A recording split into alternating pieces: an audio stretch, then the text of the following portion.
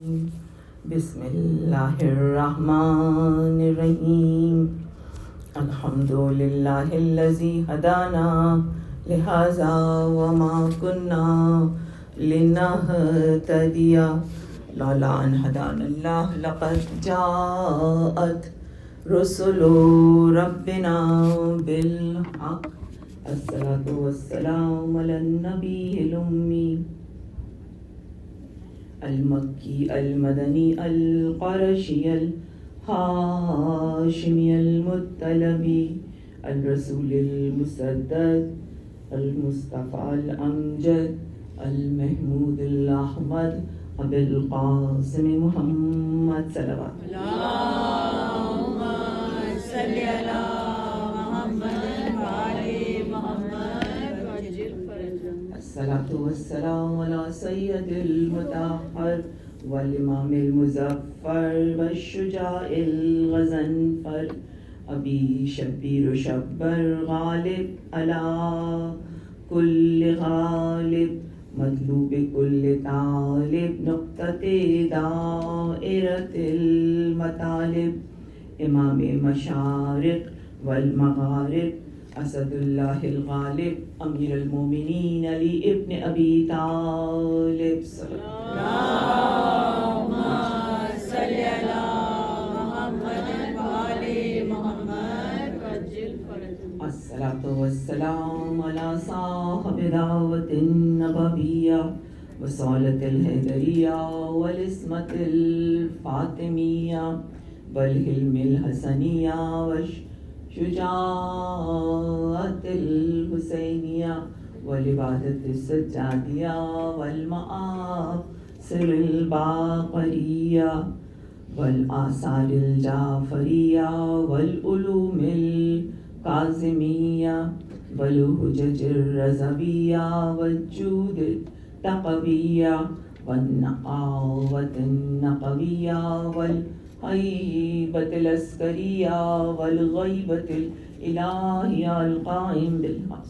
اللہم صلی علی محمد وعلی محمد وعجل فرجہ. الصلاۃ والسلام علی آلہ الطیبین الطاہرین المعصومین المظلومین انما یرید اللہ لیذہب عنکم الرجس اہل البیت ویطہرکم تطہیرا. صلوات اللہم صلی علی محمد وعلی محمد وعجل فرجہ. آج ہماری 7ویں منزل ہے امام بارگاہ مرکزی امام بارگاہ المرتضیٰ ہیوسٹن سے.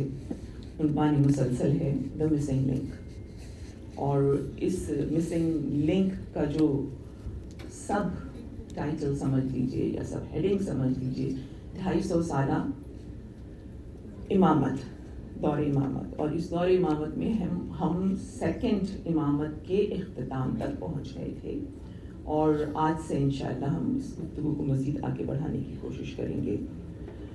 گفتگو رکی تھی امام حسن عالی مقام علیہ السلام کی ذات مقدس پر. صلی علی محمد وعلی محمد وعجل فرجہ. یہ شہادت ہم نے کل کور کر لی تھی. شہادت کے وقت علم بھی کور کر لیا تھا کہ امام حسین عالی مقام علیہ السلام نے اپنے قاتل کو پورا موقع دیا کہ وہ اسکیپ کر سکے، اس لیے کہ انتقام لینا ان کا مقصد نہیں تھا. اس کے بعد پھر ہم دیکھتے ہیں کچھ کیریکٹرز اگین جو کہ شروع سے آل محمد پہ بہت مہربان چلے آ رہے تھے، وہ پھر ایک بار انٹر ہوتے ہیں. اور آپ سب جانتے ہیں، مجھے تفصیل بتانے کی ضرورت نہیں کہ جس وقت جنازہ امام حسن علیہ السلام گھر سے نکلا ہے اور بالکل گھر کے نیبرہڈ میں ایک دیوار بیچ کر کے روضہ رسول تھا، امام کی وصیت تھی مجھے دفن کیا جائے نانا کے پہلو میں. ظاہر نانا سے بے حد محبت کرتے تھے، اور اگر دیکھا جائے تو نانا کے لیے یہ بھی بہت امپورٹنٹ تھے، کیونکہ جن کو لابلدی کے تانے دیے جاتے تھے، جس وقت کفار کہتے تھے کہ آپ کی اولاد نرینہ یعنی آپ کا میل چائلڈ سروائیو نہیں کرتا ہے، تو رسول اللہ کو یہ چیز بہت ناگوار گزرتی تھی. ناگوار نہیں بلکہ بہت تکلیف، بہت زیادہ تکلیف ہوتی تھی. اور یہ جو آپ نے کل ذکر سنا تھا عمرو بن آس کا، اسی کا باپ تھا آس بن وائل فہمی. آس بن وائل فہمی، اس نے رسول اللہ کو طعنہ دیا تھا جس وقت کہ رسول اللہ کے دوسرے صاحبزادے کا انتقال ہوا تھا، اور اس نے خانہ کعبہ کے سامنے آ کے سرکار سے کہا تھا اے محمد صلی اللہ علیہ وآلہ وسلم، آپ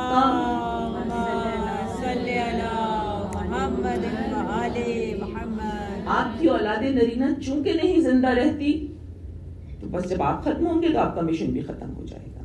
اور یہ اتنی زیادہ تکلیف دہ سچویشن تھی امام رسول اللہ کے لیے کہ آپ بہت زیادہ پامرد، بہت ہمت والے، بہت مضبوط اعصاب کے تھے، لیکن اس کے باوجود تاریخ کہتی ہے کہ آپ زمین پر بیٹھے اور آپ نے دونوں ہاتھوں سے زمین کو تھام لیا، کیونکہ اس صدمے کو برداشت کرنا اور اس خیال کو ہی ایک لمحے کے لیے سہ لینا کہ یہ جس مشن کے لیے میں کام کر رہا ہوں یہ تو میری آخری سانس کے بعد ختم ہو جانے والا ہے.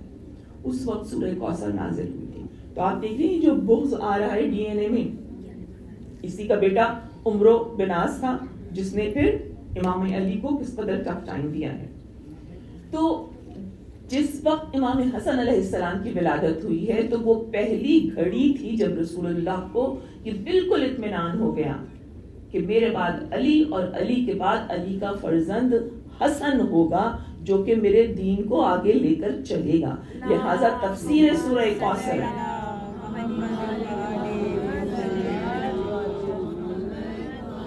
سورہ کوثر کی تفسیر کی اصل امام حسن علیہ السلام کی ذات ہے. اور ایک چیز اور میں آپ کی گوش گزار کر دوں کہ امام حسن علیہ السلام شکل و شباہت میں بالکل ہم شبیہ پیغمبر تھے. تاریخ میں چند لوگ ایسے گزرے ہیں کہ جو شبیہ پیغمبر رہے ہیں کہ جن کو دیکھ کے لوگ دھوکہ کھاتے تھے.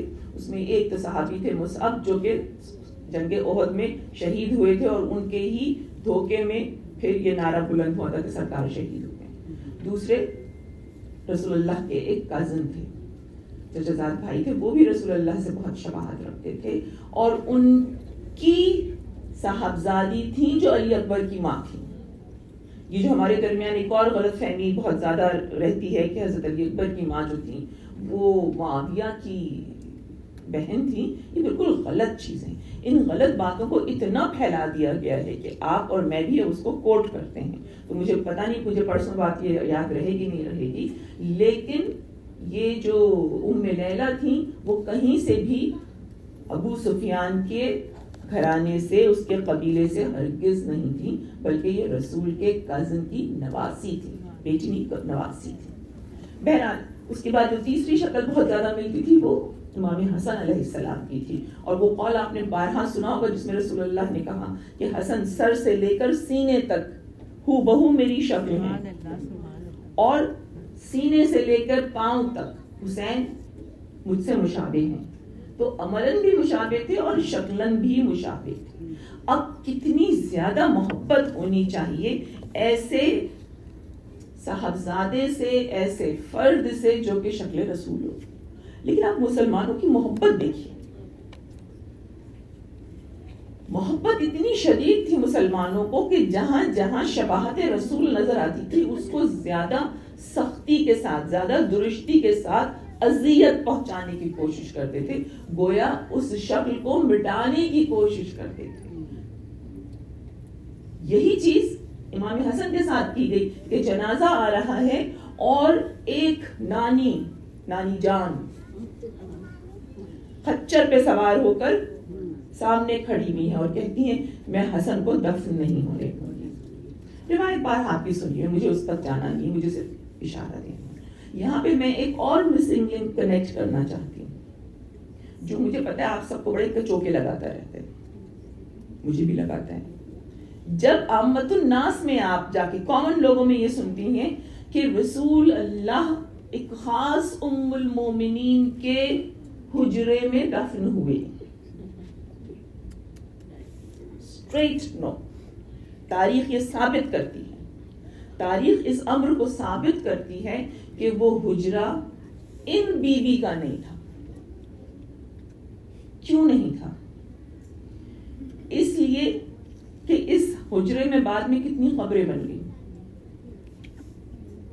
3 بنی نا قبریں، ایک رسول اللہ کی، ایک خلیفہ اول کی، ایک خلیفہ دوم کی. اور یقیناً اتنی گنجائش تھی کہ امام حسن کہہ رہے ہیں مجھے بھی دفن کر دینا. ہوگی نا چوتھی قبر کی گنجائش، تبھی تو انہوں نے کہا تھا نا مجھے دفن کر دینا. لیکن اگر کسی قسم کا نزاع ہونے لگے، کانفلکٹ ہونے لگے، تو پھر مجھے مدینے میں جنت البقیع میں دادی کے پہلو میں دفن کر دینا. دوسرا ایشو کہ یہ جو کہا جاتا ہے ماں کے پہلو میں دفن کرنا، یاد رکھیے سیدہ فاطمہ کی وصیت تھی کہ ڈسکلوز نہ کیا جائے، میرا جائے مدفن، میری گریو کو ڈسکلوز نہ کیا جائے. قیامت تک اسے ڈسکلوز نہیں کیا جائے گا. کوئی امام اپنی ماں کی وصیت سے سرتابی نہیں کرے گا، حتیٰ کہ امام عصر علیہ السلام ظہور فرمائے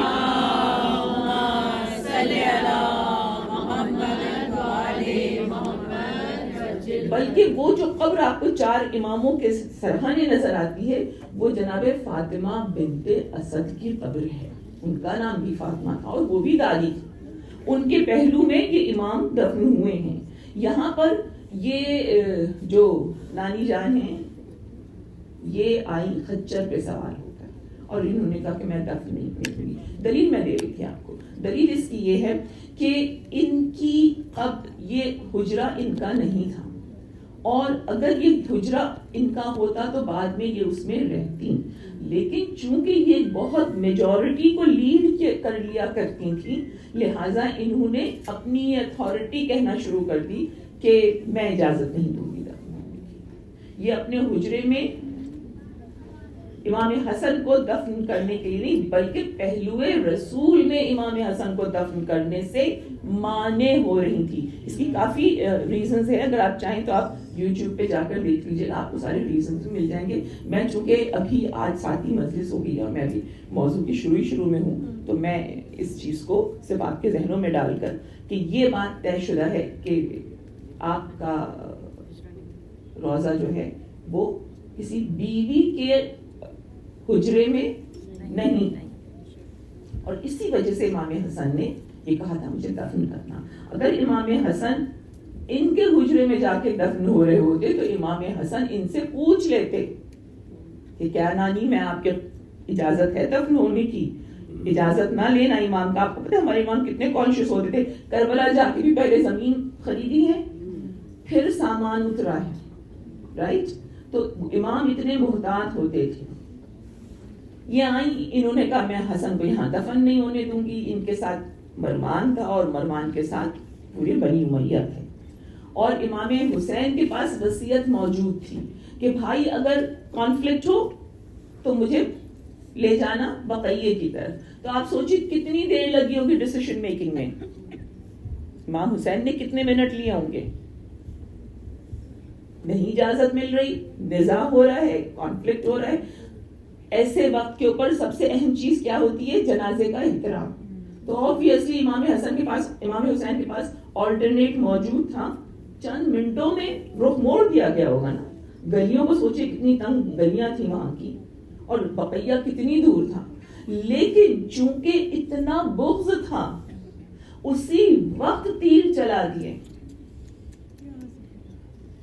میں رشتوں کی تو بات جانے دیتی ہوں، نانی کا رشتہ تو بڑا پیار کا رشتہ ہوتا ہے. میں صرف ایک عام ہیومن بینگ کے، ایک آن لوکر کے، ایک تماش بین کے طور پر اگر کسی خاتون کو دیکھوں تو میں نہیں سمجھتی کہ کوئی خاتون اس حد تک سخت دل ہوگی کہ جنازے پہ تیر چلوا دے اور وہ سکون سے اپنی سواری پہ بیٹھی رہے. اس وقت وہ ایک خچر پہ یعنی کہ ایک گدھے پہ سواری کر رہی تھی جو کہ ایک کامن سواری تھی، اکثر لوگ اس کے پر سوار ہوا کرتے تھے. لیکن وہ اس وقت تک کھڑی رہی جب تک کہ تیر برس نہیں گئے اور وہ وہاں سے چلی نہیں گئی. چلیے اب تھوڑی دیر کے لیے امیجن کر لیں کہ وہ نہیں چاہتی تھی، وہ نہیں چاہتی تھی کہ تیر چلی، رائٹ؟ مروان نے چلائی. مروان سے ہم ایکسپیکٹ کر سکتے ہیں. تو کیا یہ روک نہیں سکتی تھی؟ یہ تو وہی موجود تھی نا. یہ اگر ہاتھ کا ایک اشارہ کرتی اور کہتی یہ کیا کر رہے ہو، یہ تمہارے رسول کا نواسا ہے، پھر مروان کی ہمت تھی کہ وہ تیروں کو کنٹینیو کرتا. اس کا مطلب ہے ان کی رضا شامل تھی. اور یہی وجہ ہے کہ ابن عباس نے ایک بڑا مشہور جملہ اس وقت کہا. ابن عباس کہتے ہیں اے عائشہ تمہیں کیا ہو گیا ہے؟ تم دشمنی آل رسول میں کبھی اونٹ پر سوار ہو کر آتی ہو, کبھی خچر پہ سوار ہو کر آتی. آپ اس سے سخت دلی کا اندازہ لگا رہی ہیں, لیکن میں یہ چیز ایکسپٹ کر لیتی ہوں. میں کیوں ایکسپٹ کر لیتی ہوں؟ اس لیے کہ ابھی 3.5 سال پہلے 36,000 مسلمان جو کہ بیٹے تھے نا, ام المومنین کے بیٹے تھے, وہ سب کٹ گئے تھے, وہ سب نثار ہو گئے تھے, وہ سب آپس میں لڑ کے ختم ہو گئے. اور انہوں نے جنگ نہیں روکی تھی. ان کی جنگ کب رکی تھی؟ جب امام حسن گئے ہیں ان کے ہودج کے قریب, ان کے اونٹ کے قریب, اور انہوں نے اونٹ کی ٹانگوں کو کاٹا ہے, اونچوں کو, اس کے گھٹنوں کو کاٹا ہے, اور ہودج نیچے آ گیا ہے. Then finally she surrendered. Otherwise she would have continued. سوال یہ پیدا ہوتا ہے, آپ لوگ بھی مجھے عرصے سے سن رہے ہیں, 20 سال سے تو سن ہی رہے ہیں نا یہاں پر. آپ نے کبھی محسوس کیا کہ میں اس طرح کی کنٹروورشل ٹاپکس پہ پڑھتی ہوں؟ کبھی سنا آپ نے مجھ سے؟ میں تو کسی فرد کے بارے میں بھی بات نہیں کرتی, اس لیے کہ اس ممبر سے ہمارے پاس اتنے فضائل ہیں کہ we don't need to go otherwise, right? Why I'm reading on this topic? Ask me. کہ میں یہ کیوں سبجیکٹ, وہ بھی اتنی ڈیپتھ میں جا کے پڑھ رہی ہوں, جبکہ میں نے اپنی زندگی کا اصول پہلی بار توڑا ہے. 10 دنوں میں سوائے اپنے آقا حسین کے اور کسی کے بارے میں بات نہیں کر رہی. جو لوگ مجھے کراچی میں سنتے رہے وہ بھی جانتے ہیں, جو لوگ یہاں سنتے ہیں وہ بھی جانتے ہیں. 10 دن I only talk about امام حسین, because یہ دن ہے ایام حسین. میں نے اپنا اصول کیوں توڑا ہے؟ میں نے اپنا اصول اس لیے توڑا ہے کہ آپ تاریخ کے اس پوائنٹ پہ کھڑی ہوئی ہیں جہاں عصر ظہور is about to end. یہ جو ظہور صغرا ہے یہ ختم ہونے والا ہے. Maybe this year, maybe next year, maybe next to next year. Very soon it is going to end. اور میں اور آپ اب اس وقت اس قدر حیران اور پریشان کھڑے ہوئے ہیں. کیوں؟ اس لیے کہ اتنی شدت کے ساتھ پروپیگنڈا کیا جا رہا ہے ان تمام باتوں کا. میں تو بہت تھوڑی سی آپ کے سامنے کور کر پا رہی ہوں, لیکن کیا آپ کبھی جا کے سوشل میڈیا پہ دیکھتی ہیں مستقل یہ باتیں بتائی جاتی ہیں کہ شیعہ بہت غلط ہیں, شیعوں کو اللہ واسطے کا بیگ ہے, شیعہ امہات المومنین سے خواہ خار کھاتے ہیں. یہی کہا جاتا ہے نا, ان کے اسپیکرز کیا کہتے ہیں, بھائی تم لوگ کے ساتھ مسئلہ کیا ہے شیعوں کے ساتھ کہ تم لوگ ہر وقت رسول کی بیویوں کو برا بھلا کہتے ہو. ہم ہرگز برا بھلا نہیں کہتے. ہمارے تبرے کا تو اسٹائل بالکل ڈفرنٹ ہے. ہم کبھی نہ گالی دیتے ہیں نہ کسی پہ فنگر پوائنٹنگ کرتے ہیں. ہم تو بس جو مخالف اہل بیت آتا ہے اس کی کیریکٹرسٹکس کو دیکھتے ہیں اور کہتے ہیں یہ کردار کی یہ چیز بری ہے. یہی کرتے ہیں نا, تبرہ ہمارا یہی ہے. تو پھر ہم یہ باتیں کیوں کر رہے ہیں؟ میں یہ اس لیے کر رہی ہوں کہ آپ سنیں. آپ لوگ بہت امپورٹنٹ ہیں. یاد رکھیے, خواتین سے آئمہ کو بڑی امیدیں ہیں, اور میں پورے دعوے سے کہہ رہی ہوں, ممبر پہ بیٹھی ہوں, قرآن میرے پاس ہے, میں پورے دعوے سے آپ سے کہہ رہی ہوں کہ اماموں نے مومنات کو اتنا ٹرسٹ کیا ہے, اتنا ان پر اعتبار کیا ہے کہ 5ویں امام نے اپنی زندگی میں پہلا حسینی ٹرسٹ قائم کیا تھا. ایک ایسا ٹرسٹ جو باقاعدہ ان لوگوں کو اسٹائپنڈ دے, وظیفہ دے, جو کہ ایام حج میں 11, 12, 13 تاریخ کو جا کر مینا میں مجلس کرے. بس یہ تو پتہ ہے نا آپ امام کی کیوں کیا تھا؟ مجمع ہوتا ہے تو اپنی جگہ, تو مردوں کو کہتے ہیں. اس ٹرسٹ میں خالی عورتوں کو کیوں 800 درہم مل رہے تھے؟ ساتھ ان کے بچے بھی سنے.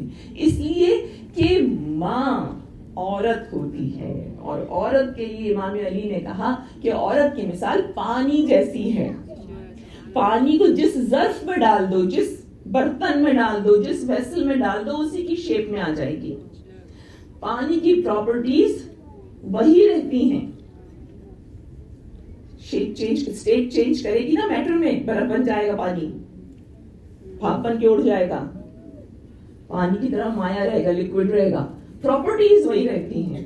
اور پھر امام ایک جملہ کہتے ہیں، مثل پانی کے اس کے سامنے جتنے بھی ہرڈلز لگاتے جاؤ گے یہ اپنے مقصد تک، اپنی منزل تک پہنچے گا، کبھی اوپر اچھل کے جائے گا طوفان کی صورت میں، کبھی زمین کے اندر جذب ہو کے آگے بڑھتا جائے گا، لیکن پانی کانسٹنٹلی ٹریول کرتا رہتا ہے۔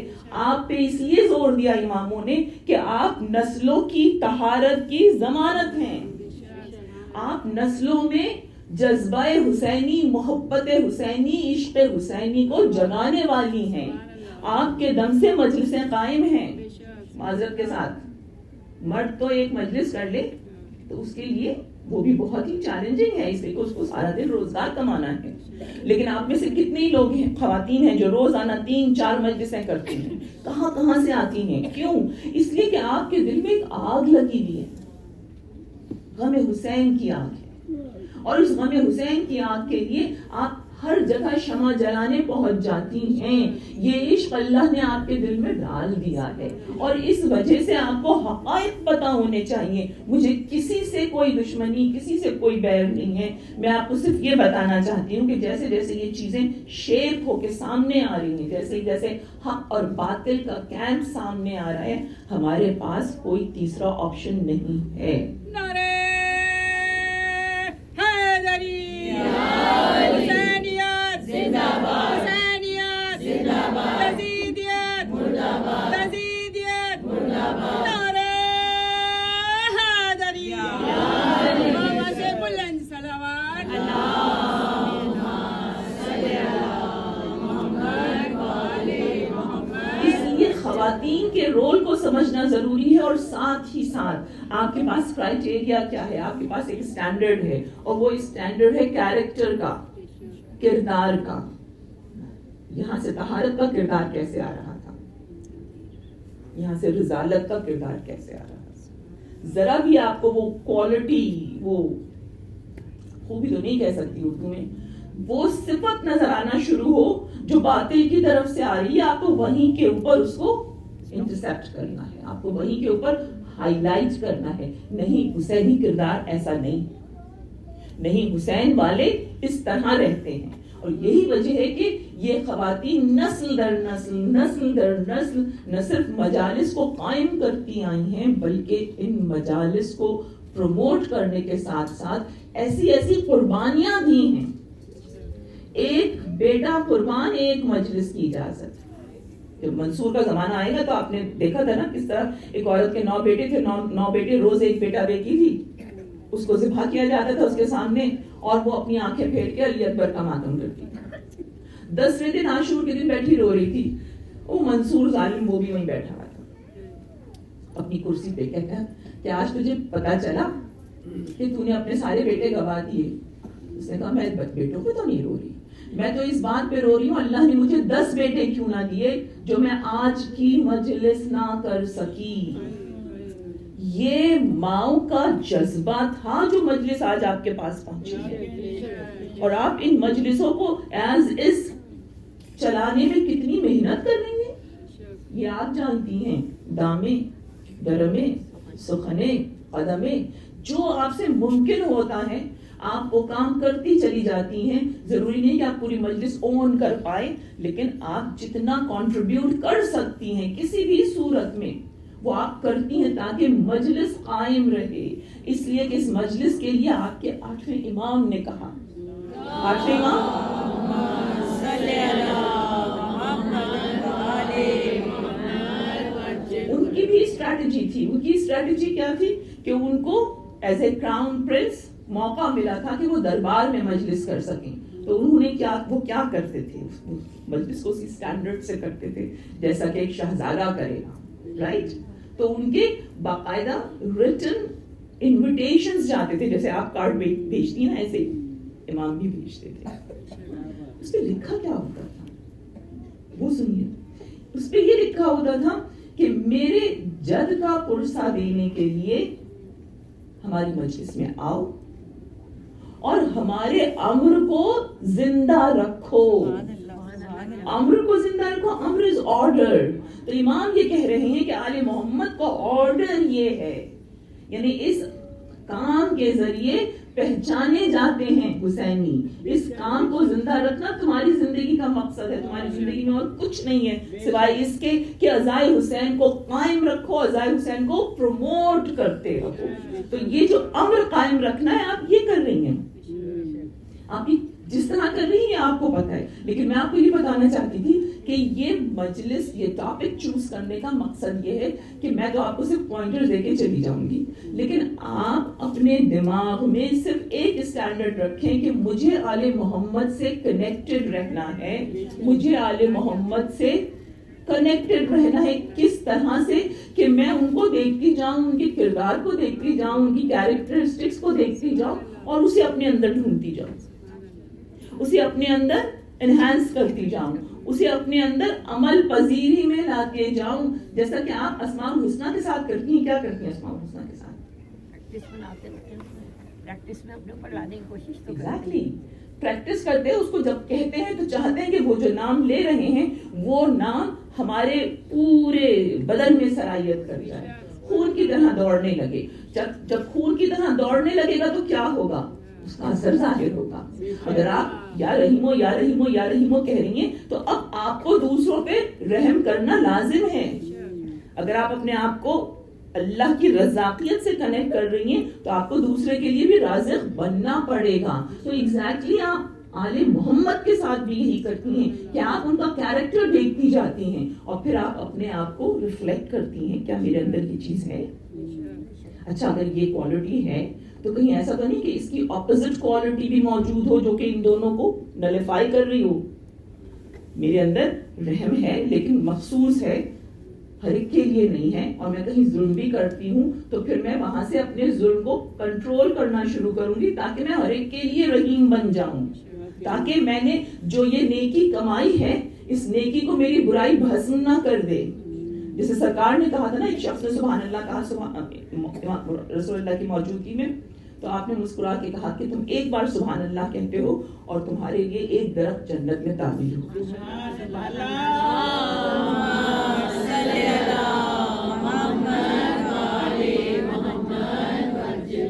بہت خوش ہوئے وہ صحابی, انہوں نے کہا سبحان اللہ, پھر ہمارے لیے تو بہت بڑے باغ تیار ہے.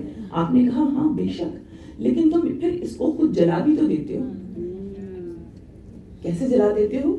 حسد کر دیتے ہو. حسد آپ کو, ایمان کو آپ کی طرف کھا جاتی ہیں تو وہ درخت تمہارے پہنچنے سے پہلے ہی بھسم ہو چکے ہوتے ہیں. تو عزیزوں یہ جو مجلس ہے نا, یہ میرے اور آپ کے لیے ایک اسٹرگل ہے. جب میں یہاں کرداروں کو دیکھ رہی ہوں نا تو میں ان کو ایسے سینما کے اسکرین کے اوپر کوئی ڈرامہ ہوتے ہوئے نہیں دیکھ رہی ہوں کہ وہ کربلا کی محفل سجی ہوئی ہے اور وہاں کے اوپر آج قاسم کا بیان ہوگا, کل عباس کا بیان ہوگا. میں نے دیکھا, میں نے آنسو بہائے. ہم فلم دیکھتے بھی تو روتے نا, میں تو بہت روتی ہوں کیونکہ دل اگر آپ کا نرم ہے تو آپ کو کہیں پر بھی زیادتی نظر آئے گی. آپ بغیر اپنے رشتے کے رونا شروع کر دیں گے. تو کیا میں فلم دیکھ رہی ہوں؟ آف کورس نو. میں وہ جیتے جاگتے کردار دیکھ رہی ہوں جو ہر سال حسین مجھے دکھا رہے ہیں کہ تم اپنے آپ کو سنوارو, ابھی بھی کہیں کمزوری رہ گئی ہے تو اس کو پکڑو اور اس کو کریکٹ کرو. اس لیے کہ ہم یہ بات اتنی دفعہ دہرائیں گے کہ چھلنی میں سے چھن کے تم مہدی تک پہنچ جاؤ. سمجھ رہی ہیں نا آپ اس بات کو؟ تو بس چلیں ہم واپس آتے ہیں. ہم نے امام حسن علیہ السلام کے سبجیکٹ کو کلوز کر دیا. امام حسین پر آ جائیے. امام حسین کون ہے؟ جلدی جلدی بتائیے, کون ہے امام حسین؟ جانشین, بالکل. اور کیا ہے؟ تیسرے امام ہے سفینۃ النجات. ٹھیک ہے, سفینۃ النجات ہے. اور کیا ہے؟ نواسہ رسول. مصباح الہدا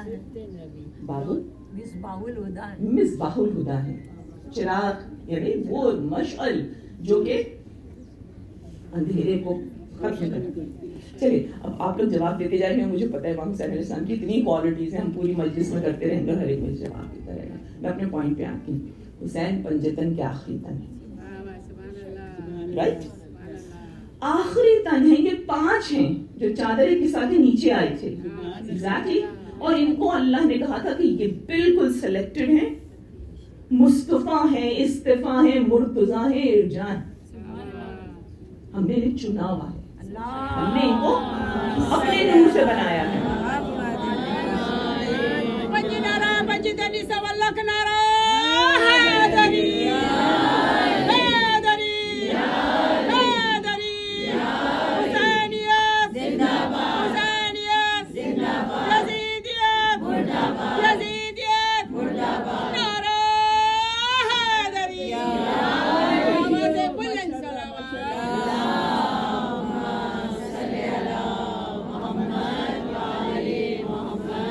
حدیث کس آپ نے ذہن میں رکھیے, جس وقت تعارف ہو رہا ہے تو اللہ تعالیٰ کیا کہہ کے تعارف کرا رہے ہیں, یہ مادن رسالت.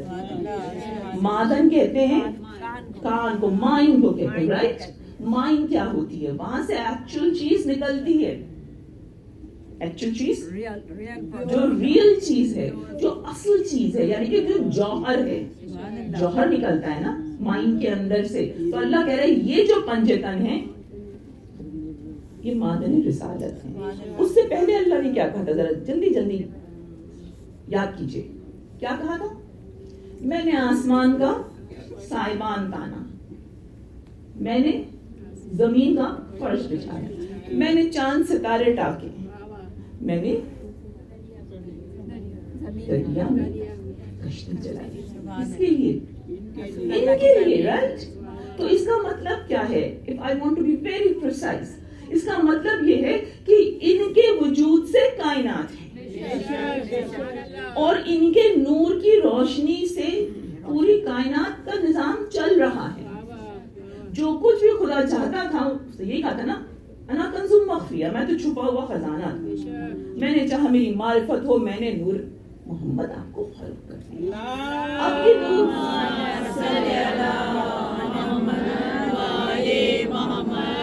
اب یہ نور پنجتن پوری کائنات کے ایک نظام کو چلا رہا ہے. کئی دفعہ تفصیل سے آپ سن چکی ہوں گی علماء سے, ذاکرین سے, کہ ان 5 نوروں سے کیا کیا پیدا ہوا ہے. جلدی جلدی بتائیے کس کے نور سے کیا پیدا ہوا ہے. کل آپ نے بتایا تھا امام حسین کے نور سے جنت پیدا ہوئی, اور جنت کی ساری مخلوقات حسین کے نور سے پیدا ہوئی, رائٹ. امام حسن کے نور سے کیا پیدا ہوا ہے, آسمان پیدا ہوئے ہیں, اور آسمانوں میں جو کچھ ہے وہ نور حسن کی تجلی ہے, اور حسن اس سے افضل ہے. یہ میں حدیث رسول بتا رہی ہوں, میں اپنی لفاظی بالکل نہیں کر رہی ہوں, یہ بہت طویل حدیث رسول ہے. اس کے بعد مولا علی سے کیا پیدا ہوئے, فرشتے پیدا ہوئے ہیں. درود پڑھنا.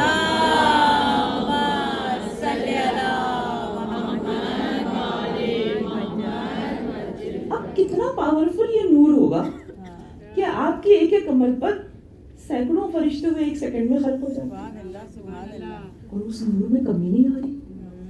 اس لیے کہ وہ نور اعلیٰ ترین ہے, علی ہے نا, اس کے نور سے فرشتے پیدا ہو رہے ہیں. اور فرشتے کیا کر رہے ہیں, فرشتے are serving this universe. جو کچھ خدا کرنا چاہتا ہے وہ فرشتوں کے ذریعے وہ کروا رہا ہے. فاطمہ سے کیا پیدا ہوا ہے, ماشاءاللہ بہت اچھے اسٹوڈنٹ بیٹھے ہیں یہاں پر. فاطمہ سے کیا پیدا ہوا ہے, پورا ایام فاطمہ آپ لوگ 15 دن مناتی ہیں, 20 دن, رائٹ. مہر ہے نا, مہر آپ کو کتنا ملا تھا بتائیے, آپ اپنے آپ کو دیکھیں, مہر کو دیکھیے, بہت اس سے بھی اونچی چیز ہے. تو کیا ہے, فاطر السماوات انیشیٹر ہے نا, اس نے بخشش تو بعد میں آنے والی بھائی. جنت فاطمہ کے بچے کے نور سے ہوگی. کائنات پیدا ہوئی ہے فاطمہ کے نور سے. درود پڑھیں محمد.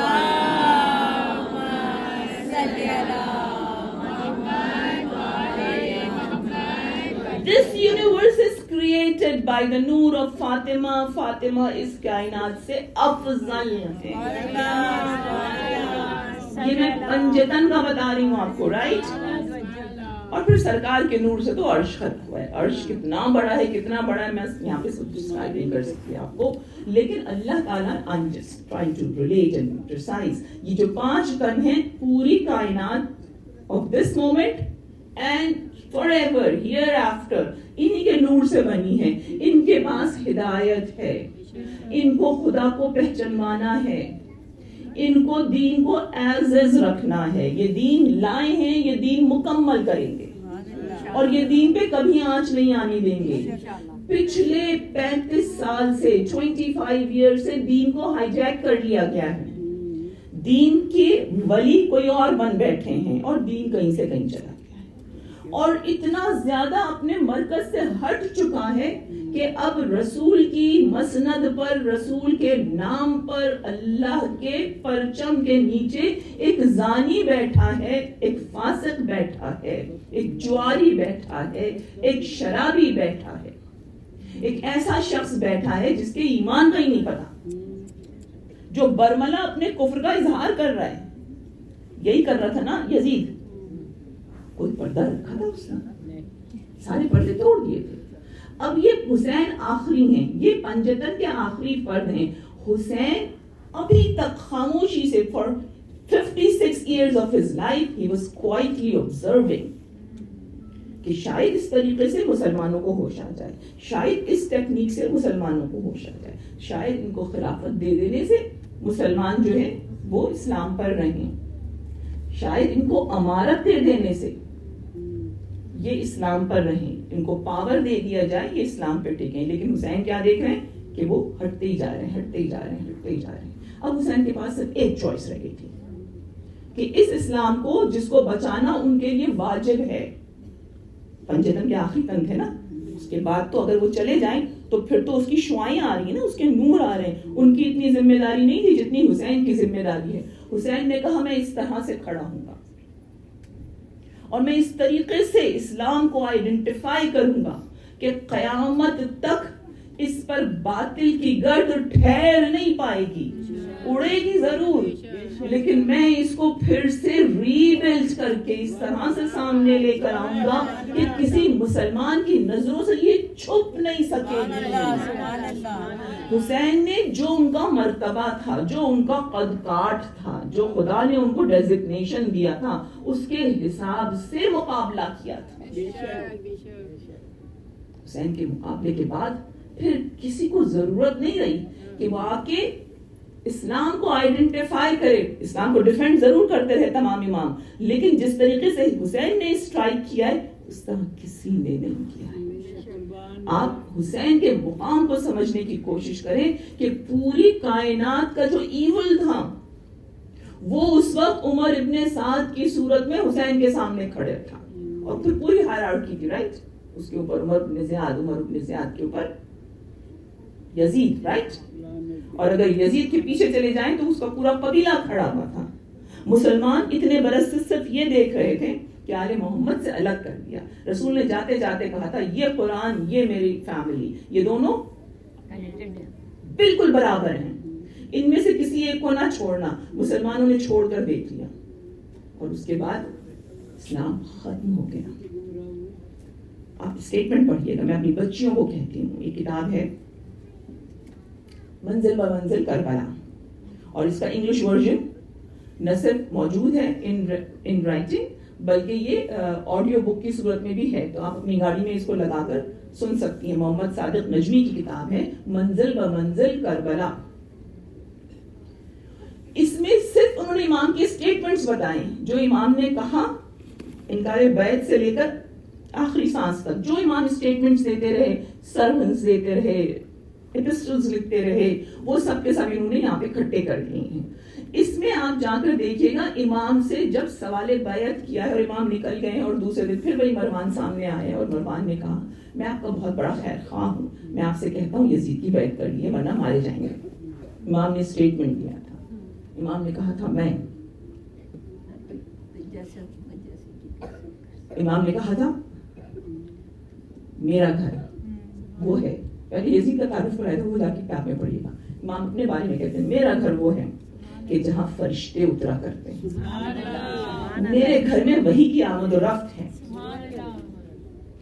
ہمارے گھر سے اسلام شروع ہوا ہے, 4 جملے امام نے کہے, ہمارے گھر سے اسلام شروع ہوا ہے, لہٰذا جب اسلام پہ وقت آیا ہے تو ہم پر یہ واجب ہے کہ ہم اسلام کو بچانے کے لیے نکلیں. میں اس لیے اس گھر سے جا رہا ہوں. یہاں پہ وہ اسٹیٹمنٹ ختم ہو گیا. یہاں پہ وہ وصیت شروع ہو رہی جو محمد حنفیہ کو لکھ کے دی تھی امام نے کہا تھا میں کسی فساد کے لیے, کسی شہرت کے لیے, کسی جھگڑے کے لیے نہیں نکل رہا ہوں, بلکہ میں اس لیے نکل رہا ہوں کہ میں امر بالمعروف کروں, نہیں عن المنکر کروں, اپنے نانا کے ریلیجن کو زندہ کروں اور اپنے بابا کی سیرت پر چلوں. یہ 4 چیزیں حسین نے بالکل کلیئرٹی کے ساتھ بتا دی تھی کہ اسلام بس انہی 4 چیزوں کے بیچ میں ہے. کن 4 چیزوں کے بیچ میں ہے؟ مجھے دیکھیے آپ درود پڑھیں.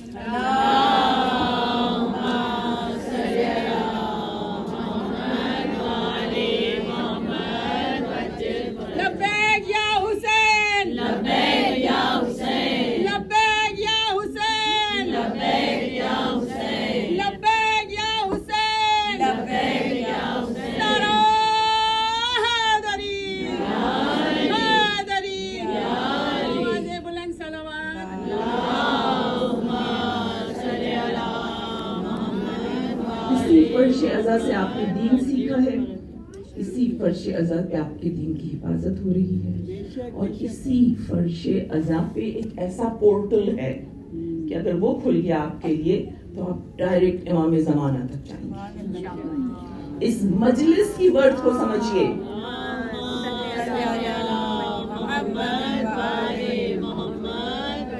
اس مجلس کی ورتھ کو سمجھیے, اس مجلس کو سیریس لیجئے. یہاں میں نے آپ سے پہلے دن کہا تھا, روز ایک جملہ دہرا رہی ہوں, جب آپ یہاں بیٹھ جاتی ہیں نا تو آپ سے کون بات کرتا ہے مجھے بتائیے؟ امام حسین آپ سے گفتگو کرتے ہیں. اب میں بالکل بلینک بیٹھی رہوں, نہ سننا چاہوں تو یہ میرا قصور ہے. مجھ سے حسین بات کر رہے ہیں, مجھ سے حسین میسج دے رہے ہیں, مجھ کو حسین یہ بتا رہے ہیں کہ میں تم سے کیا کام لینا چاہتا ہوں. اب اگر میں سن رہی ہوں تو میرا فائدہ ہے, اور میں اس کو اگنور کر رہی ہوں میرا نقصان ہے. عزیزوں, یہ آسان کام نہیں ہے وہاں فوز عظیم تک پہنچنا. جہاں حسین کھڑے ہوں گے آپ پہلے دن سے کیا کہنا شروع کرتی ہیں؟ فا فوزا فوزا نظیمہ, فا فوزا فوزا نظیمہ.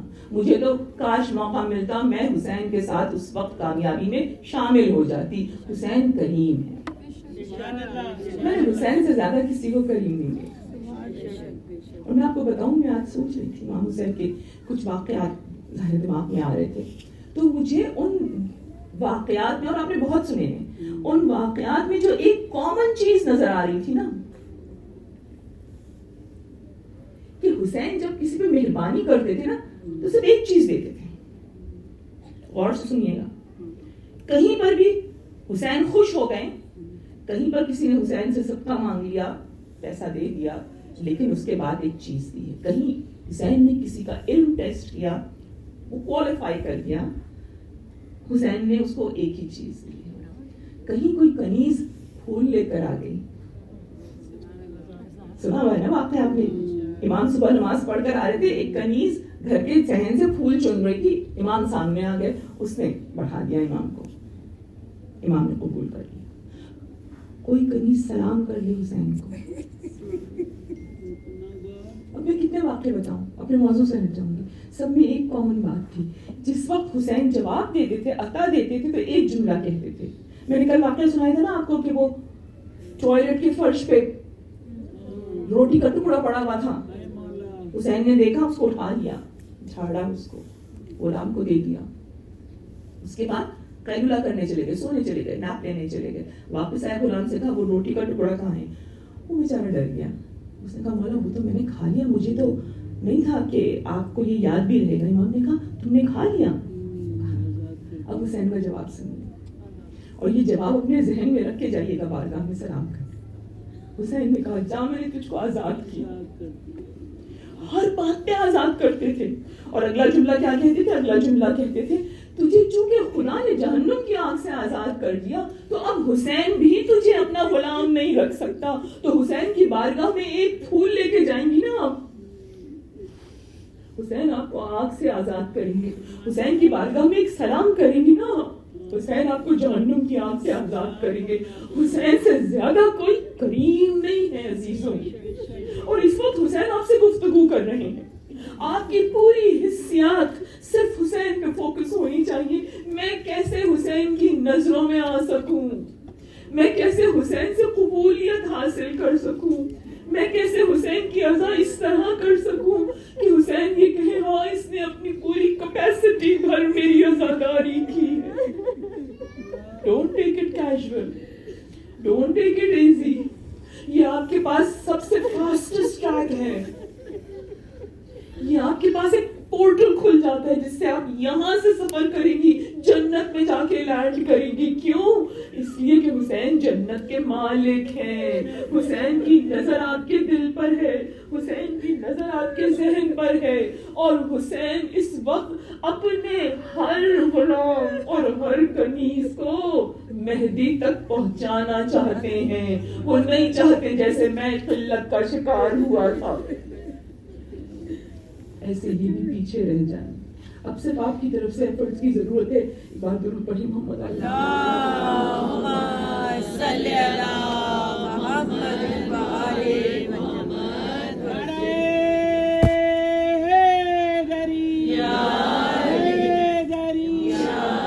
ابن کریم سخی ابن سخی حسین ابن علی بلندتر صلوات. اللہم صلی علی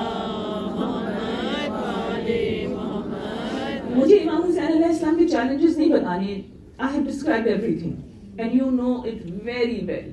اور آپ نے امام حسین کی کلیئرٹی آف مائنڈ بھی دیکھ لیا, کلیئرٹی آف ایکشن بھی دیکھ لیا, ان کی پرسسٹنس بھی دیکھ لی, کس طریقے سے انہوں نے خدا کی راہ میں دین کے اوپر عمل کرنے کے لیے ہر چیز کو آرٹیکولیٹ کیا ہے. ایک ایک شہادت پہ جو امام کا جملہ ہے اس کو جا کر دیکھیے.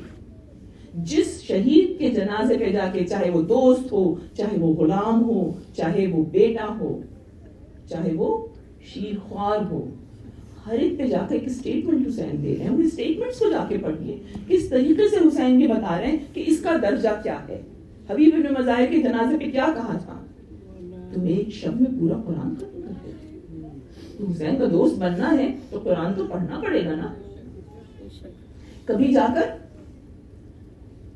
اپنے بھائی کے جنازے پہ کچھ کہتے ہیں, کبھی اپنے بیٹے کے جنازے پہ کچھ کہتے ہیں, کبھی قاسم کے لیے کچھ کہتے ہیں. یہ سارے اسٹیٹمنٹس در حقیقت میرے اور آپ کے لیے ایک نصیحت کی صورت میں تھے کہ حسین کیسا دیکھنا چاہتے ہیں. میرے جنازے پر بھی حسین آئیں گے انشاءاللہ, آپ کے جنازے پر بھی آئیں گے. حسین اسٹیٹمنٹ دیں گے. جو اسٹیٹمنٹ آپ کی جنازے پر دے دیا جائے گا وہ فرشتے وہیں لکھ لیں گے, اس کے حساب سے ٹریٹمنٹ ہوگا. اللہ تعالیٰ قرآن میں کیا کہتا ہے؟ یہ میں بہت ساری آیتیں لے کر آئی ہوں. اللہ تعالیٰ قرآن میں کہتا ہے ایمان والو خلوص دل سے توبہ کرو, ان قریب تمہارا پروردگار تمہاری ساری برائیاں مٹا دے گا. میں ایسے ہی دعوے نہیں کرتی ہوں. یہ قرآن کی آیت سورہ توبہ آیت نمبر 8. ایمان والو نیکی کرو. کون سی نیکی کرو؟ حسین کو فالو کرو. جس نے حسین کو فالو کر لیا اس کے تمام کے تمام گناہ مٹ جانے والے ہیں. حسین کی اسٹریٹجیز کو چھوڑ دیجئے, لیکن حسین کے چاہنے والوں کے چہرے کیسے نورانی ہوں گے. آیت نمبر 26 سورہ 10 یونس. جن لوگوں نے نیکی کی ہے ان کے واسطے بھی نیکی ہے اور اضافہ بھی, اور ان کے چہروں پر نہ سیاہی ہوگی. یہ بیچاری سوسخانی کر رہی ہے. اللہم صلی علی محمد و آل محمد. اللہ اسے فیوچر میں سوسخان بنائے انشاءاللہ. جن لوگوں نے نیکی کی ہے ان کے واسطے نیکی بھی ہے اور اضافہ بھی, اور ان کے چہروں پر نہ سیاہی ہوگی نہ ذلت ہوگی نہ, اور یقیناً وہ جنت والے ہیں اور ہمیشہ وہیں رہیں گے. تو جو ہمیشہ رہنے والی نیکی ہے حسین پہ اشک بہانا ہے. جو حسین سے قریب ہو جاتا ہے نا, حسین اس پر تو کیا, اس پورے قبرستان پر عذاب نہیں آنے دیتے. پورے قبرستان سے عذاب ہٹ جاتا ہے.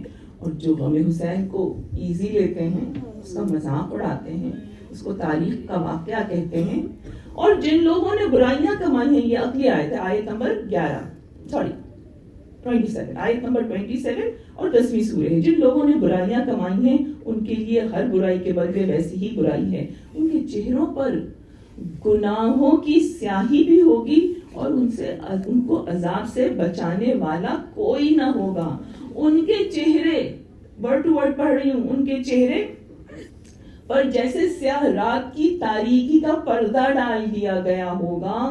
وہ اہل جہنم میں ہیں اور اسی میں ہمیشہ ہمیشہ رہنے والے ہیں. تو جو نیکی برائی کو اپ سائڈ ڈاؤن کرے, کلیئر ہو جائے اور وہاں نور ہی نور آ جائے, وہ عشق حسین ہے. جب آپ عشق حسین بہاتی ہیں تو اس وقت آپ کے ساتھ کیا ہوتا ہے؟ گناہوں کی سیاہی دھل جاتی ہے. جب غلبہ ہو نا گریے کا, اس وقت گناہوں کی معافی مانگا کی. حسین آپ سے بات کر رہے ہیں نا, حسین کا دامن پکڑ لیجیے اور اپنے تصور میں کہیے مولا آپ کو جان ہی نہیں دوں گی جب تک نجات کا فرمانہ نہیں دیں گے. مولا میں آپ کا دامن نہیں چھوڑوں گی جب تک آپ مجھے اپنی کنیزوں میں محشور کرنے کا وعدہ نہیں دیں گے. یاد رکھیں حسین سے زیادہ وفا کرنے والا کوئی نہیں ہے, حسین سے زیادہ وعدہ پورا کرنے والا نہیں ہے. حسین کی زندگی میں جو بھی اسٹریٹجیز, جو بھی ہارڈ شپس آئی تھیں, حسین کی فقط ایک اسٹریٹجی تھی, اسلام کو اس کی اصل شکل میں قائم رکھو, دین اموی کو دین محمدی میں بدل دو. اور جب دین محمدی پہ ڈٹ جاؤ گے تو پھر تمہاری نگہبان پنجتن ہے. درود پڑھیں.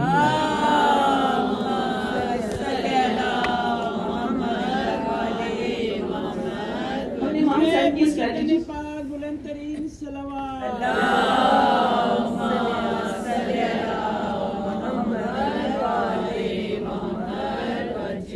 اب میں آپ سے وعدہ لیتی ہوں, اس لیے جو میں مضامین تیار کر کے لائی تھی وہ میں آپ تک نہیں پیش کر سکتی ہوں, لیکن آپ مجھ سے یہ وعدہ کیجیے کہ آپ موقع نکال کے ان 10 دنوں میں سورہ احزاب کی ترجمہ تو آپ پڑھ رہے ہیں, وہ تو آپ مجھے وعدہ کر دے چکے ہیں, لیکن آپ سورہ احزاب کی کچھ آیتوں کو غور سے دیکھیں گے اور اس کے معنی کو پھر میری اس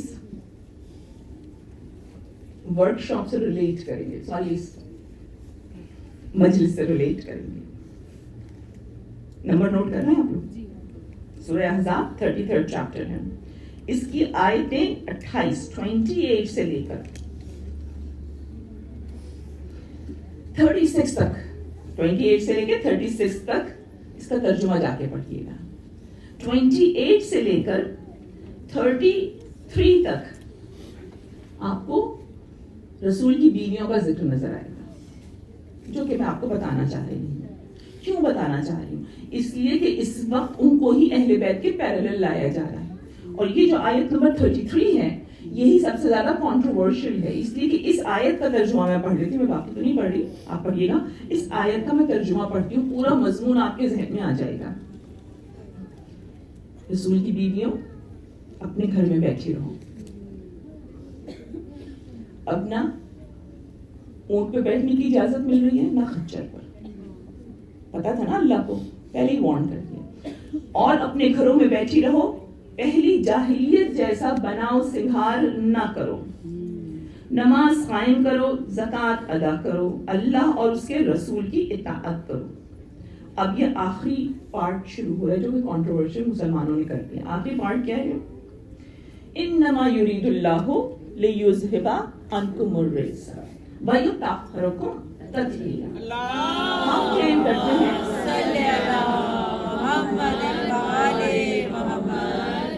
ہم کلیم کرتے ہیں کہ یہ پنجتن کے لیے 5 تن کے لیے نازل ہوئی ہے, ٹھیک ہے. ان کا دعویٰ یہ ہے کہ چونکہ شروع سے اس آیت میں ازواج کا ذکر ہے تو یہ ان کے لیے. اب یہ میں اور آپ اس بحث میں الجھ سکتے ہیں, جن کو عربی آتی ہے ان کو یہ بات معلوم ہے کہ عربی میں جو فارم ہوتی ہے ورڈ کی, اسی فارم کے اندر جینڈر بھی آ جاتا ہے. یعنی جب آپ سنتے ہیں نا کسی کام کے بارے میں, کسی فعل, کسی ورڈ کے بارے میں, تو آپ کو خود پتہ چل جاتا ہے کہ یہ مرد کے لیے, یہ عورت کے لیے. جینڈر آ جاتا ہے نمبر 1. دوسری چیز نمبر بھی آ جاتا ہے. نمبر کیا ہوتا ہے؟ واحد, جمع, جمع الجمع. عربی میں 3 ہوتے ہیں. پہلا ایک فرد کے لیے, جمع 2 افراد کے لیے, اور جمع الجمع more than 2, رائٹ. تو آپ کو ایک ہی لفظ سے پتا چل جائے گا کہ یہ جینڈر کیا ہے, نمبر کیا ہے. اس سے پہلے جتنی بھی آیتیں ہیں اس کے اندر کس طرح کا جینڈر استعمال ہو رہا ہے میں عربی میں بتا دیتی ہوں. بیوتکننا, تم عورتیں, رائٹ. تبرجننا, تم عورتیں. آتینا زکات, آتینا تم عورتیں, یہی آ رہا ہے نا, خواتین کے لیے آ رہا ہے. more than 2, right. اب اس آیت کا آخری حصہ دیکھیے, مطلب آپ کو عربی نہیں آتی پھر بھی آپ سمجھ لیں گے. آخر میں کیا آ رہا ہے؟ یطہرکم, یعنی اس میں مرد بھی شامل ہیں, more than 2, لیکن مرد آ گئے, اس میں عورتیں نہیں ہیں. جہاں جہاں نون آ رہا ہے تنہا عورتیں ہیں. جہاں یہ کم آ گیا اس کا مطلب یہ ہے کہ اس میں عورت کے ساتھ مرد بھی شامل ہے. تو اب مرد تو اس میں تھے نہیں, خواتین خصوصاً کہا جا رہا ہے ازواج نبی, اس میں اصحاب تو نہیں ہے نا, تو وہاں تو مرد نہیں, وہاں صرف عورتوں کا صیغہ ہے. لیکن جب یہ طاہرکم تطہیرا کہا جا رہا ہے تو اس میں مرد بھی شامل ہیں, جو کہ علی مرتضیٰ, حسن اور حسین شامل ہیں. اور اس کے بعد ہمارے پاس سینکڑوں احادیث ہیں جو کہ آپ کو پتہ ہی ہیں, میں اس ڈیٹیل میں نہیں جا رہی. لیکن یہ جو بحث مستقل چل رہی ہے نا کہ اہل بیت میں ازواج شامل ہیں, اس وجہ سے وہ بھی لائق فالو ہے. مجھے کسی کے پاکیزہ نہ ہونے سے, طاہر نہ ہونے سے کوئی ڈیبیٹ نہیں ہے. میں اپنے آپ کو پاکیزہ کر دوں, میرے لیے بڑی بڑا کام ہے, رائٹ. مجھے کس چیز کے اوپر آپ کو فوکس کروانا ہے اور آپ کو اپنے بچوں کو فوکس کرانا ہے, وہ ہے ڈیوائن لیڈرشپ. کہ میں کسی بھی عصمت سے کم فرد کو اپنا لیڈر نہیں بنا سکتی.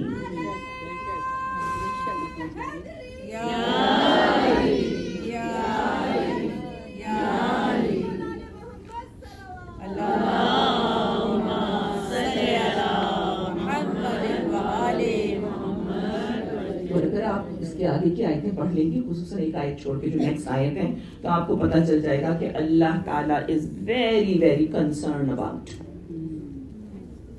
identity of a woman and of a مرد, man, right.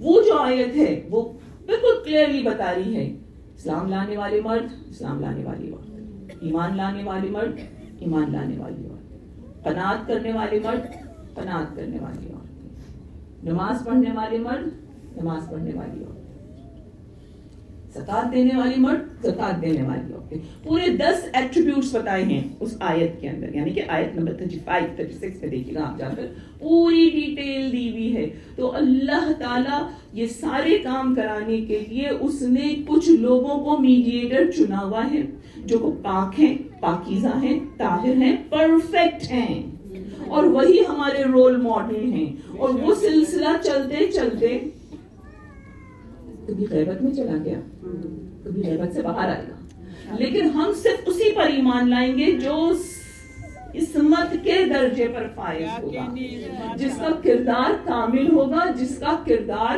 آیت تطہیر کے انڈر میں آئے گا.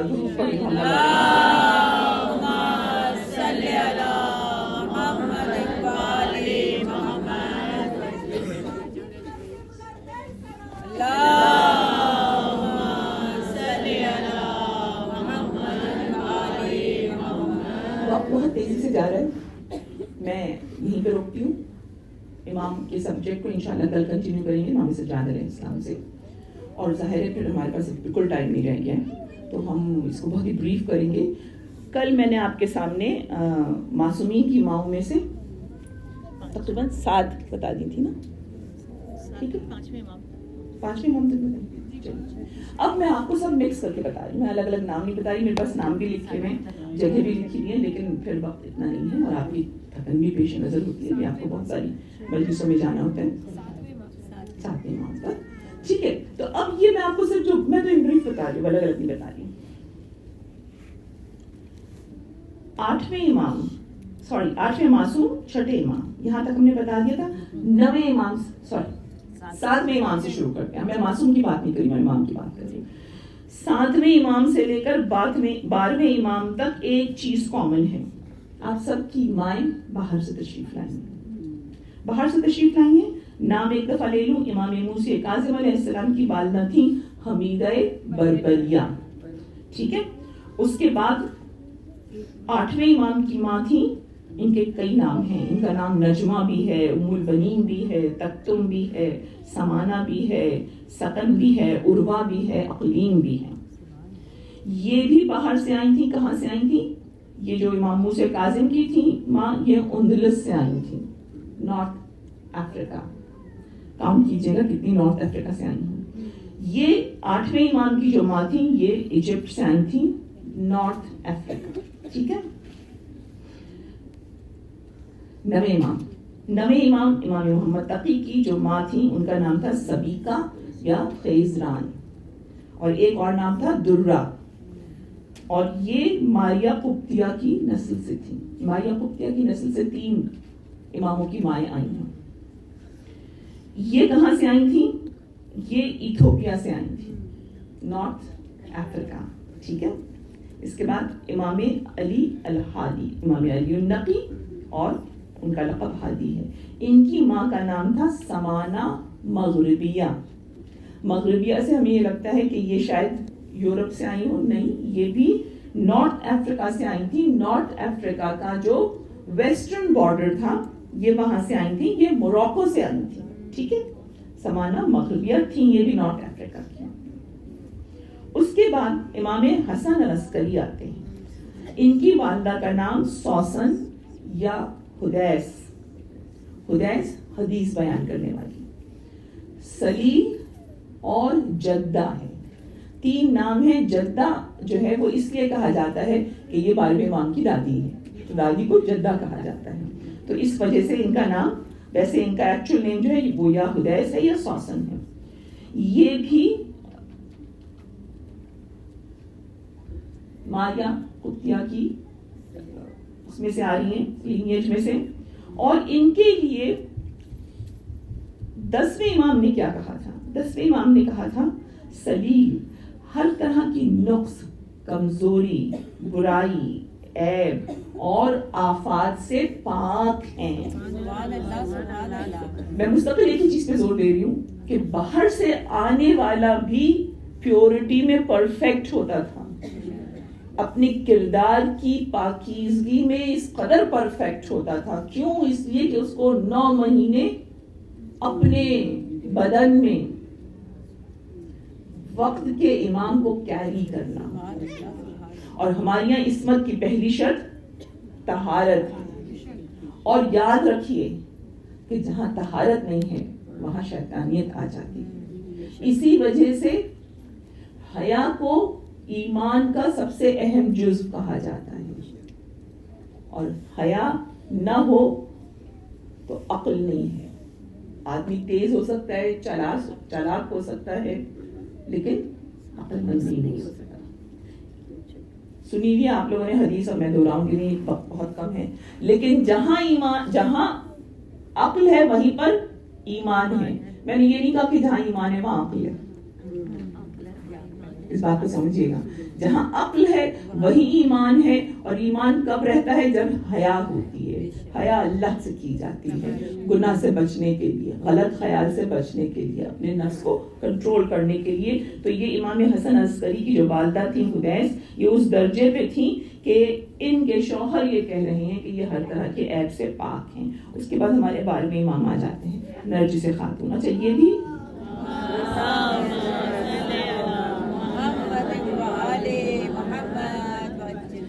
نوبہ سے, یعنی کہ نارتھ افریقہ سے تھیں, نارتھ افریقہ سے, اور یہ بھی ماریہ قبطیہ کے قبیلے سے تھیں. تو 3 اماموں کی مائیں اس قبیلے سے آ رہی ہیں. اس کے بعد ہمارے امام کی آخری امام کی ماں ہیں نرجس خاتون. یہ آئی تھیں بیزنٹین کی جو سلطنت تھی وہاں سے آئی تھیں. علاقہ کون سا تھا؟ علاقہ تھا گریس کا. اس وقت کا گریس, وہاں کے اوپر یہ بازنطینی حکومت قائم تھی, وہاں سے ہمارے 12ویں امام کی والدہ تشریف لائی تھی. تو اب آپ یہ دیکھ لیجئے کہ جو یہ 14 معصومین ہیں اس میں سے 7 معصومین کی مائیں عرب ہیں اور 7 کی نان عرب ہیں, اور ان 7 میں ایک روم سے آئی ہیں, ایک ایران سے آئی ہیں, باقی 5 نارتھ افریقہ سے آئی ہیں, اندلس, ایجپٹ, ایتھوپیا, موروکو اور گریس آف افریقہ میں نہیں ہے, نوبا. ٹھیک ہے, یہ آپ کے 14 اماموں کی ماؤں کی اصل ہے. اللہ بتانا کیا چاہ رہا ہے؟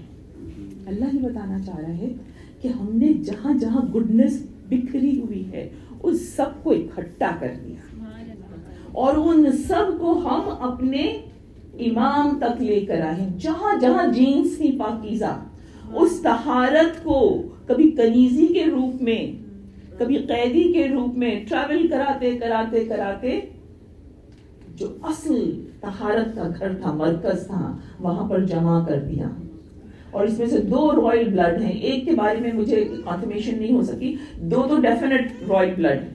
اور آپ کو پتہ ہے جو واقعتاً حکمران ہوتے ہیں ان کے گھر میں کوالٹیز پہ, تربیت پر, طہارت پہ کتنا زیادہ فوکس کیا جاتا ہے. تو لیسن کیا ہے؟ لیسن کیا ہے؟ جلدی سے بتائیے. لیسن ہے کہ ہمیں اپنے نسل کی حفاظت کرنی, ہمیں اپنے کردار کی حفاظت کرنی ہے, ہمیں اپنی چیسٹٹی کو سیف کرنا ہے. یہ جو دنیا ہے نا, یہ اس وقت اتنا کچھ پریزنٹ کر رہی ہے, ایک بٹن گھمائیں اور سب کچھ پتہ چل جائے گا, رائٹ؟ لیکن ہمیں اگر امام زمانہ تک پہنچنا ہے تو اپنے کردار کو پاکیزہ رکھنا ہے. میری بات کو سمجھنے کی کوشش کیجیے, میں بہت درپردہ بات کرنے کی کوشش کر رہی ہوں, لیکن یہ بات آپ نے اپنی اولادوں کو, چاہے وہ لڑکا ہو چاہے وہ لڑکی ہو, اس کے دماغ میں بٹھانی ہے اور اس کو فیسیلیٹیٹ بھی کرنا ہے, اس کو اتنے پیار کے ساتھ کانفیڈنس بھی دینا ہے کہ بظاہر جو اس وقت اسلام ایک پابندیوں میں جکڑا ہوا دین نظر آ رہا ہے, ان کی نظروں میں وہ ویسے نہ جائے, بلکہ ان کو اس کے ورچیوز سمجھ میں آئیں کہ آج اگر صبر کیا جائے گا, آج اگر یہ گلوبلائزیشن کے پیچھے بھاگ کر بے حیائی کا پردہ اٹھا کے اس کے اندر نہیں گھسا جائے گا تو کتنا کچھ ملنے والا ہے. آپ کو اپنے لہجے کو نرم بنانا پڑے گا, آپ کو اپنے پاس مثالیں رکھنی پڑیں گی, آپ کو اپنے پاس ریفرنسز رکھنے پڑیں گے. جو کرنا ہے, آپ ماں ہیں, آپ کا کام ہے, آپ کو جنت ملنے والی ہے. جنت ملنے والی تو محنت تو کرنی پڑے گی نا. تو آپ کو اپنی اس نئی نسل کو جو دجالیت کی گود میں پروان چڑھ رہی ہے, جو یہاں کے اسکولوں میں جاتی ہے جہاں پہ اب تو جینڈر بھی نہیں مانا جاتا, بچہ کتا بلی بن کے بھی چلنے لگے تو ٹیچر تو نہیں روک سکتی نا اس کو. تو اس ماحول میں جب بچہ جا رہا ہے تو وہ جب واپس آ رہا ہے, مطلب میں آپ سے یہاں سے ممبر سے کہہ نہیں سکتی, آپ کو پتہ ہے کیا کچھ ہو رہا ہے. وہ بڑے بڑے گناہ جن پہ قومیں ختم کر دی گئیں, اور کیسے ختم کی گئیں, جیسے بیٹھے تھے ویسے بیٹھے رہ گئے. یعنی اتنی تیزی سے عذاب آیا ہے. سب ایکسکیویشن ہو گئی ہے نا, آپ دیکھ رہی ہیں نا پومپے میں کیا جو برآمد ہو رہی ہیں, پتھر کی بنی ہوئی لاشیں, وہ جیتے جاگتے انسان تھے. اللہ تعالیٰ کیا اپنا غضب بتانا چاہ رہے کہ یہ اتنا بڑا گناہ ہے کہ ہم نے پل کی مہلت نہیں دی, اور جو یہ گناہ آج کرے گا وہ انہی کے ساتھ جا کے محشور ہوگا. اور ہمارا میڈیا کیا لیجیٹیمائز کر رہا ہے کہ ہمارے اپنے بچے آ کر کہتے ہیں کہ وہ بھی تو انسان ہے نا, مگر ان کا دل چاہ رہا ہے تو ان کو کیا کیا جائے. گناہ کو اتنا زیادہ گلوریفائی کر دو کہ کوئی اس کے خلاف کچھ نہ کہے. یہ ہے آپ کی اصل جنگ. کم از کم آپ دوسرے کو جا کے نہیں ٹوک رہی تو اپنے آئیڈیلز کو تو بچا کے رکھیں. اور میں آپ کو بتاؤں, جس تیزی سے ہماری ویلیوز ہاتھ سے پھسل رہی ہیں نا, بڑا مشکل ہے ان کو سنبھالنا. اگر یہ حسینی کلچر نہ ہو ہمارے درمیان, ہم اب تک ہلاک ہو چکے ہیں. انشاءاللہ کل کوشش کروں گی کچھ بات کرنے کی. ابھی تو مجھے مسائل بیان کرنے ہیں, اور مسائل سے پہلے میں آپ کے سامنے اس خاندان کو خراج تحسین پیش کرنا چاہتی ہوں جس کے نام سے آج کا یہ دن منسوب ہے. یہ 7 محرم 2 چیزیں یاد دلائی گی آپ کو. پہلی تو پیاس سے یاد دلائی, آج سے پانی ختم ہو گیا ہے. یہ جو کہا جاتا ہے نا پانی بند ہو گیا تھا، پانی تو 5 تاریخ سے بند تھا، آج سے تو پانی ختم ہو گیا. آج سے بچے خالی کوزہ لے کے ہر ایک کے خیمے میں جا کے دیکھتے تھے شاید یہاں پانی مل جائے. دوسری بات آج کیا یاد آئے گی؟ دوسری بات آپ کو آج یاد آئے گی حسن کی. وہ حسن جو حسن رسول کا شاہکار تھا، جس کو اتنا ٹارنش کیا گیا کہ یہ مشہور کر دیا گیا کہ انہوں نے 900 شادیاں کی، انہوں نے 600 شادیاں کی، انہوں نے 360 شادیاں کی. اس لیے کہ کچھ ملا نہیں تھا نا حسن کے خلاف، تو چلو یہی کہہ ان پہ مٹی ڈالیں. آئیے کربلا میں دیکھیے حسن کی نمائندگی کیا ہے. حسن کی نمائندگی 6 بیٹوں نے کی، 6 بیٹوں نے کی ہے. یعنی کہ جو کنبہ تھا حسن کا، اب وہ کتنی 1000 شادیاں ہوں لیکن بیٹے 6 تھے، اور وہ 6 کے 6 بیٹے اپنے چچا کے ساتھ کھڑے ہوئے. میں قاسم کے مسائل پڑھنے سے پہلے 5 کے مسائل پڑھوں، اس لیے یہ بڑی ناانصافی ہے کہ ایک کا نام لیا جائے دوسرے کا نام نہ لیا جائے. حسن کے سب سے بڑے بیٹے کون تھے؟ حسن مثنیٰ یعنی حسن the second. 22 سال کی عمر تھی اور بہت ٹال تھے اور بہت زیادہ خوبصورت جسم تھا ان کا، بہت ہی اچھی پرسنالٹی تھی. 22 سال میں ویسے بھی ظاہر ہے حسن اپنے جوبن پر ہوتا ہے. یہ امام حسین کے داماد تھے، یعنی کہ ان کی بیٹی فاطمہ کبریٰ کے شوہر تھے، اور یہ بہت طاقتور تھے. انہوں نے جنگ کی اور بڑی شدید جنگ کی ہے، اور اس جنگ میں انہوں نے بہت سو کو قتل کیا. جب آپ امام حسن کے بیٹوں کی دیکھتے ہیں نا کتنوں کو قتل کیا، تو آپ کو 15-16 سال کے لڑکے بھی 120 اور 190 جہنم حاصل کرتے ہوئے نظر آئے. میں پوری ڈیٹیل لکھ کر لائی ہوں، پڑھ نہیں سکوں گی، اتنا ٹائم نہیں ہے، لیکن میں آپ کو بتا رہی ہوں کہ چونکہ امام حسن خود بہت طاقتور تھے، خود بہت بڑے واریر تھے، ان کے بیٹے بھی ویسے ہی تھے، لیکن ان کو 19 گہرے زخم لگے، بے ہوش ہو گئے، خون بہت بہہ گیا، بے ہوش ہو کے گر پڑے. امام حسین ان کو اٹھا کر لائے. چونکہ مقتول نہیں تھے، شہید نہیں تھے، تو ان کو فسطاط میں اس خیمے میں نہیں رکھا جا سکا جہاں شہداء تھے، لا کے بیویوں کے درمیان لے ڈال دیا گیا. اب زخمی کس طرح پانی مانگتے ہیں، زخمی کس طرح کراتا ہے. ماں بھی بیٹھی ہوئی تھی، پھوپھیاں بھی بیٹھی ہوئی تھی، بیوی بھی بیٹھی ہوئی تھی. کس قدر اپنے آپ کو ہیلپ لیس فیل کر رہی ہوں گی، یہ آپ کا امیجنیشن ہے. میں تو آپ کو صرف ایک پوائنٹ بتاؤں گی حسن مثنیٰ کے ریلیونس میں. یہ بعد میں سروائیو کر گئے، 11 کے بعد یہ چلے گئے.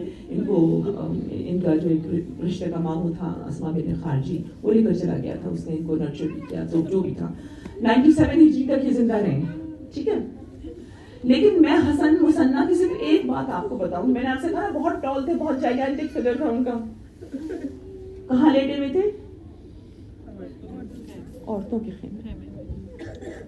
1 منٹ کو آنکھ بند کیجیے، خیموں کا جلنا یاد کیجیے، اور اس خیمہ کے جلتے ہوئے خیموں میں زینب کا آنا جانا دیکھیے. ایک نہیں 2 بھتیجوں کو بچانا تھا. پہلے سید سجاد کو کس طرح سے کھینچتی ہوئی لائی ہے بیوی.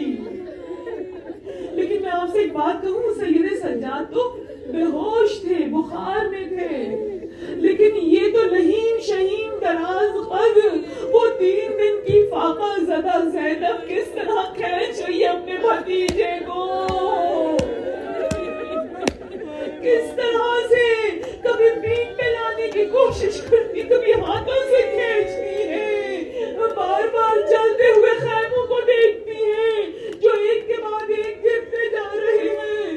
سلام علی کی شیر بیٹی پر جو ایک وقت کتنے محاذوں پہ لڑ رہی تھی. بس عزیزوں، اب دوسری باری آئی ہے. دوسرا بیٹا احمد بن حسن 16 سال کا ہے، 16 سال کا ہے، اور اس کے لیے کہا جاتا ہے یہ اتنا حسین تھا، یہ اتنا خوبصورت تھا کہ نظر نہیں ٹھہرتی تھی. ان کی والدہ تھی ام البشر بنت مسعود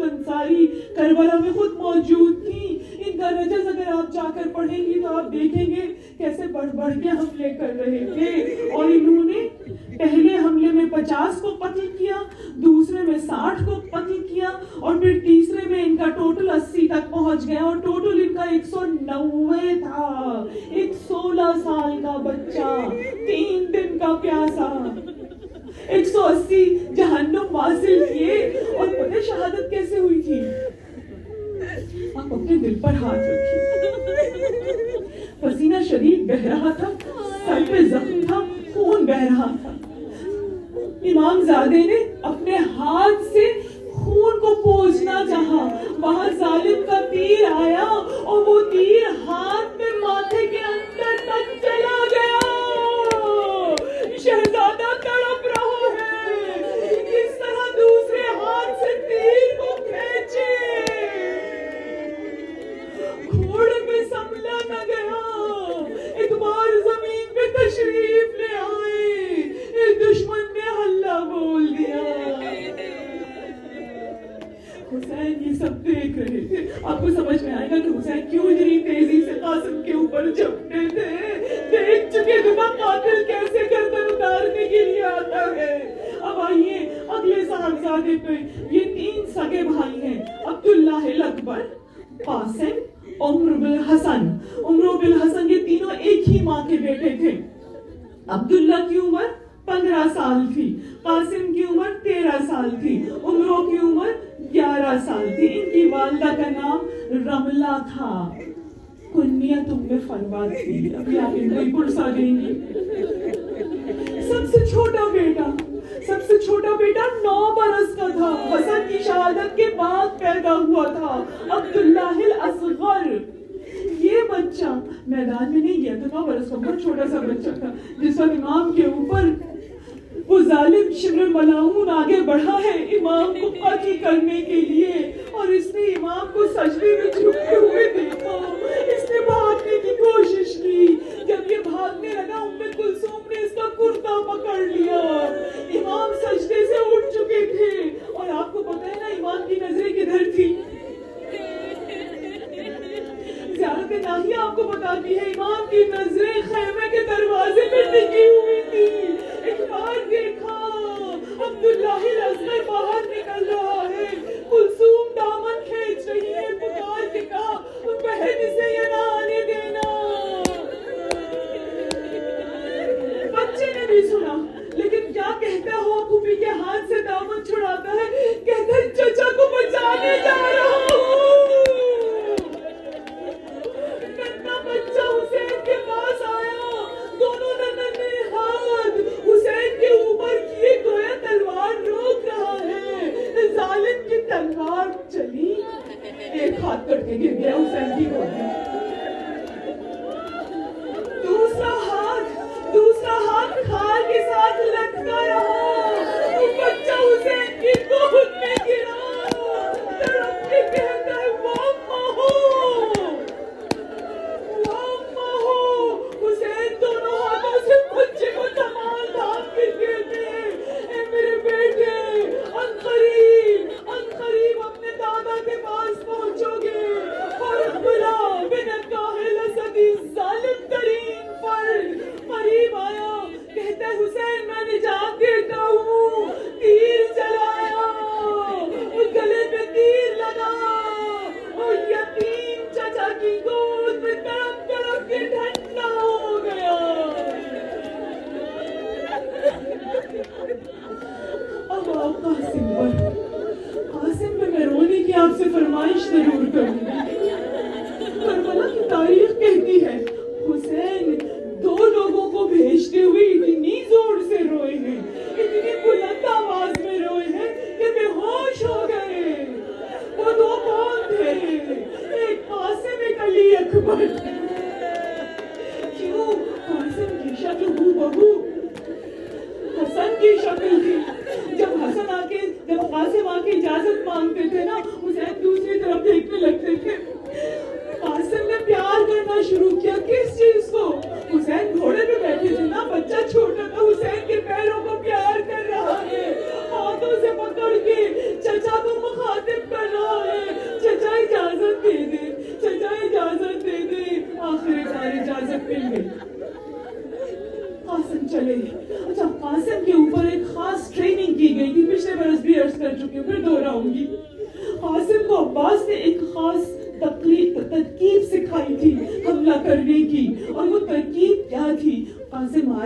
جماعت میں جب آئے تو قاسم 13 برس کے اتنے چھوٹے تھے، ذرا نہیں تھی ان کی ناک کی، سینہ کھلا ہوا تھا، گریبان حسین نے پھاڑ دیا تھا۔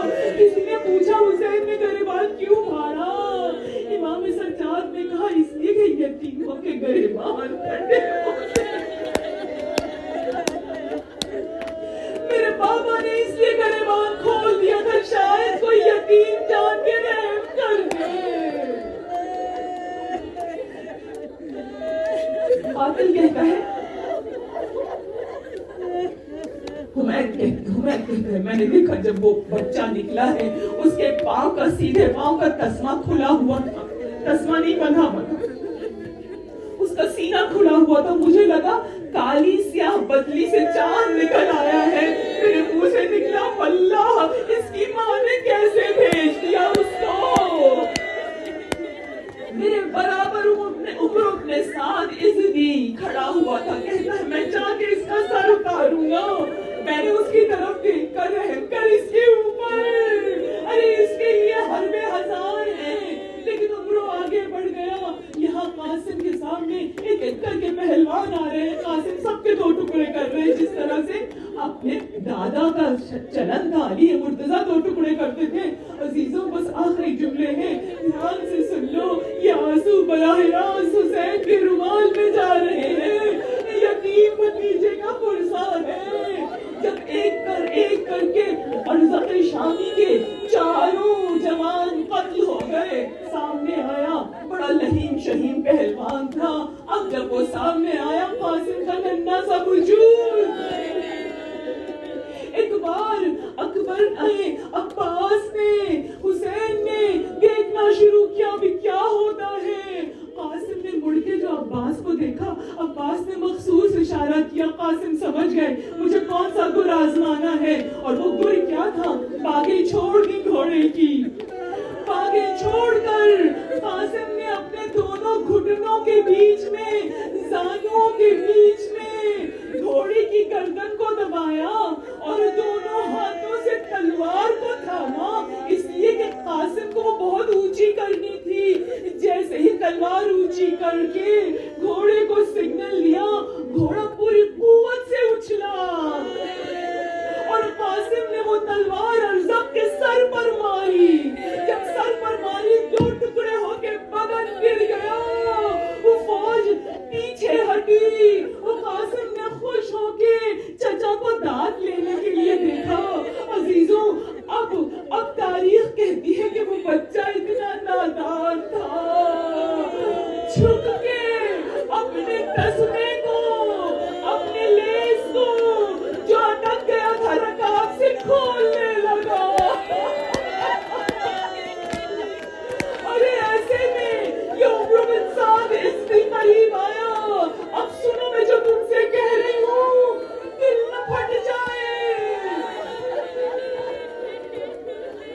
دونوں ہاتھوں سے اٹھا کے عمروں نے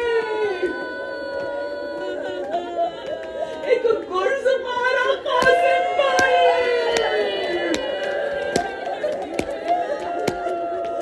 اور قاسم نیچے آ گئے، تسمہ الجھا ہوا ہے، گھوڑا دوڑ رہا ہے اور قاسم کی سٹے جا رہے ہیں۔ وہاں سے فوج نے یلغار کی، اللہ